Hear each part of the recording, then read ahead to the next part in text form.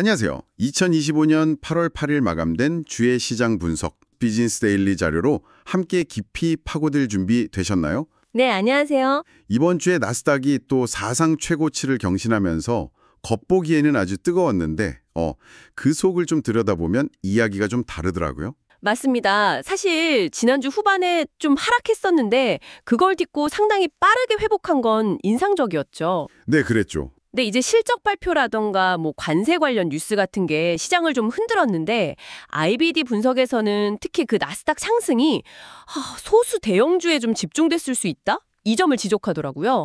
아, 집중 현상이요? 네, 그 동일가중 ETF, 예를 들어서 QQQ2 같은 걸 보면요. 지수만큼 강하지 않았다는 거죠. 아하. 이건 이제 시장의 힘이 일부 종목, 그러니까 메가캡 기술주나 특정 테마, AI 같은 거요. 이런 데 쏠려 있을 수 있다는 신호로 봐야겠죠. 그러니까 지수만 보고 그냥 안심하고 있을 건 아니다 이런 말씀이시군요. 그렇죠. IBD 분석에서도 이 집중 현상을 좀 경계해야 한다. 그러면서도 근데 여전히 다른 기회들은 있다고 봤어요. 네, 그럼 섹터별 흐름은 좀 어땠을까요? 그 소프트웨어 ETF, IGV는 올랐다고 하는데 이게 팔란티어 덕분이라고요? 맞아요. 팔란티어가 워낙 강하게 오르면서 지수를 확 끌어올렸죠. 근데 그 안을 보면 서비스나우나 트윌리오처럼 약세를 보인 종목도 꽤 있었어요. 아, 그럼 지수가 섹터 전체 분위기를 약간 과장했을 수도 있겠네요. 네, 그럴 수 있죠. 그래서 IBD는 이런 상황일수록 섹터 내에서 진짜 주도주, 진짜 리더를 잘 가려내는 게 중요하다고 강조하고 있습니다. 그렇군요. 반도체 쪽은 분위기가 그래도 꽤 괜찮았던 것 같은데요. SAMH ETF가 주간 3% 넘게 올랐잖아요. 네, 반도체는 상당히 강한 한 주였어요. 긍정적인 뉴스도 있었고요. IBD는 개별 종목이 너무 올랐다 싶으면 ETF가 대안이 될 수 있다고 봤고, 네. 또 랩리서치, LRCX 같은 경우는 실적 발표하고 좀 주춤했다가 다시 중요 가격대를 회복하는 그런 긍정적인 개별 사례도 언급했고요. 랩리서치. 반면에 산업재나 금융 쪽은 주초에 반짝 반등했다가 좀 횡보하는 모습이었고, 주택건설 쪽 XHB는 주간 4% 이상 오르면서 회복을 시도했는데 이건 아마 금리 인하 기대감이나 순환매 가능성 이런 걸 좀 주목해 볼 필요가 있을 것 같습니다. 그렇군요. 그럼 이제 개별 종목 이야기로 좀 넘어가 볼까요? IBD가 구글, 지오 OGL의 $200 돌파랑 그 핸들 패턴 형성을 꽤 중요하게 본 것 같아요. 맞습니다. 그 기술적 분석 관점에서 아주 긍정적인 신호로 본 거죠. 상대적인 주가 강도도 개선되고 있고 실적도 계속 견조하고 또 변동성도 상대적으로 낮고요. 그래서 현대로서는 좀 매력적인 대형주 중 하나다 이렇게 꼽더라고요.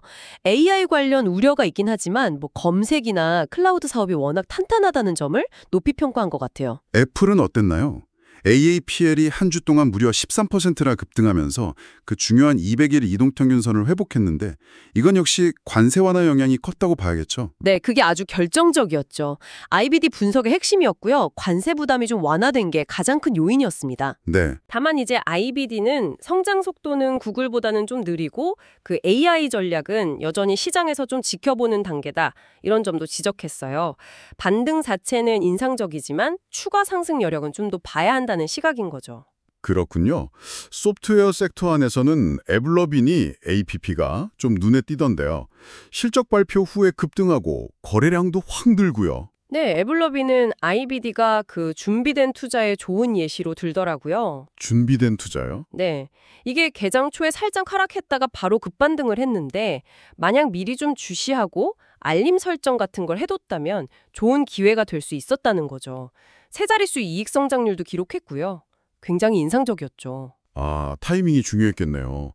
근데 실적 발표 후에 희비가 엇갈린 곳들도 많았잖아요. 로빈후드나 쇼피파이면 좋았는데 토스트, 드래프트킹스는 좀 실망스러웠고 특히 시즐, SGL은 34%나 폭락했던데요. 네, 맞아요. 그 시즐의 경우는 IBD가 그 주가의 성격, 변화를 아주 강조한 사례입니다. 성격 변화요? 네, 그러니까 단순히 실적이 안 좋아서 폭락했다기보다는 이미 실적 발표 전에 50일 이동평균선 같은 중요한 지지선을 깨고 내려갔다는 거예요.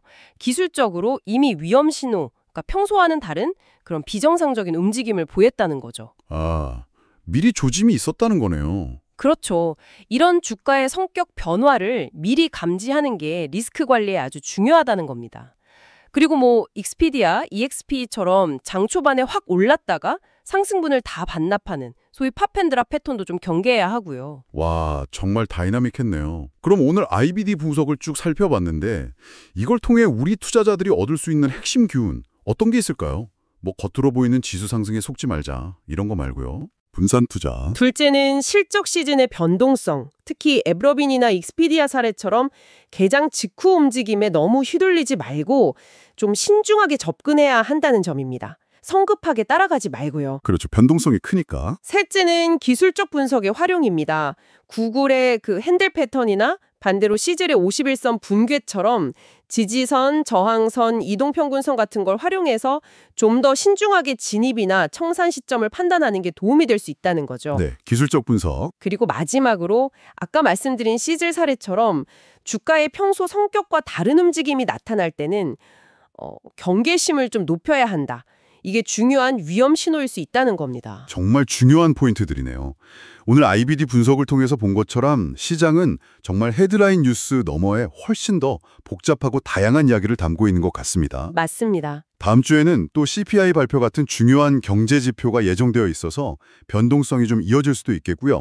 자, 오늘 저희가 나눈 이야기들을 바탕으로 여러분께서 지금 관심 있게 보고 계신 어떤 자료나 투자 종목 속에서 혹시 오늘 저희가 짚어본 것과 비슷한 패턴이라던가 아니면 좀 주목할 만한 그런 성격 변화 같은 게 감지되지는 않으시나요? 그 안에서 어떤 기회나 혹은 잠재적인 위험 요인을 발견하셨는지 잠시 시간을 내서 스스로 한번 점검해 보시는 건 어떨까 하는 질문을 던져봅니다.